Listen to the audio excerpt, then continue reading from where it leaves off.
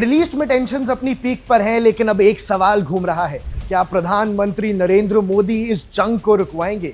आज प्रधानमंत्री के एक ट्वीट ने इस सवाल को चारों तरफ फैला दिया है और ये बात अब ग्लोबल हेडलाइंस भी बन रही है। पीएम मोदी ने डायरेक्टली कॉल किया है ईरान के प्रेसिडेंट मसूद पेजेश्कियन को, और सिर्फ फॉर्मल बातचीत नहीं हुई है दर्शकों, बल्कि एक स्ट्रॉन्ग डिप्लोमैटिक मैसेज भी दिया गया है। सबसे पहले ईद और नहरूज की ग्रीटिंग्स हुई, यानी ईद की बधाइयां दी गई, लेकिन असली बात उसके बाद शुरू होती है और प्रधानमंत्री जी ने ये बात खुद ट्वीट पर लिख के बताई है। पीएम मोदी ने क्लियरली कहा है कि मिडिल ईस्ट में क्रिटिकल इंफ्रास्ट्रक्चर पर जो असर हो रहा है, इससे इकोनॉमी पर इम्पैक्ट पड़ रहा है। इसका इम्पैक्ट हमारे देश में भी देखने को मिला है, साथ साथ पूरी दुनिया की इकोनॉमी पर भी स्ट्रेट ऑफ हॉर्मूज के बंद होने से फर्क पड़ रहा है। समझिए एकदम सिंपल लैंग्वेज में, अगर ऑयल रूट्स डिस्टर्ब होते हैं तो पेट्रोल के दाम से लेकर ग्लोबल ट्रेड तक सब हिल सकता है, और प्रधानमंत्री इस बात से वाकिफ हैं। इसलिए मोदी ने एक और बड़ा पॉइंट उठाया है, फ्रीडम ऑफ नेविगेशन का, जिसकी वजह से ये खबर भारत के लिए बहुत इंपॉर्टेंट हो जाती है।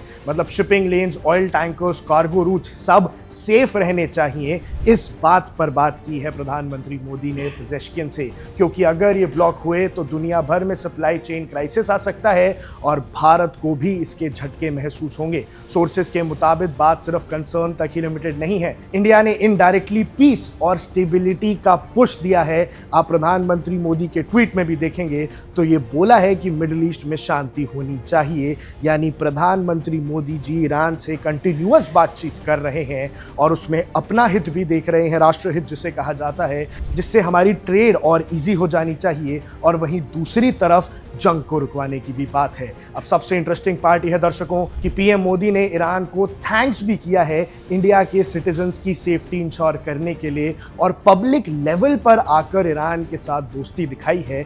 यानी एक तरफ डिप्लोमेसी और दूसरी तरफ पूरी तरह से स्ट्रैटेजिकली बैलेंस किया है। अब बड़ा सवाल है, क्या इंडिया बनेगा मीडिएटर ईरान और यूएस की टेंशन्स के बीच में? क्या प्रधानमंत्री मोदी ग्लोबल पीस ब्रोकर का रोल निभाएंगे और इस जंग को रुकवा देंगे? फिलहाल इतना हमें ज़रूर पता है कि इंडिया सिर्फ स्पेक्टेटर नहीं है, बाकी जो गेम चेंजर बनने की पोजीशन में हम हैं वो आखिर कितनी सच साबित होती है। दर्शकों, मिडिल ईस्ट की आग क्या दिल्ली से बुझेगी, ये देखना अब दुनिया के लिए सबसे बड़ा प्रश्न है। लेकिन भारत ऐसे में अपने राष्ट्रहितों को तो पूरा कर ही सकता है, क्योंकि हमारे यहाँ एलपीजी क्राइसिस भी आ गया था, और क्रूड ऑयल अगर सस्ते दाम पे नहीं मिलता है तो हम भी कब तक होल्ड कर पाएंगे। जंग को चलते हुए 22 दिन हो गए हैं, लेकिन अभी भी क्लैरिटी नहीं है। ऐसे में पीएम मोदी का रोल भी इस जंग में बहुत इंपॉर्टेंट हो जाता है। अब देख रहे हैं वन इंडिया, मैं हूं आकर्ष Kaushik. Subscribe to One India and never miss an update. Download the One India app now.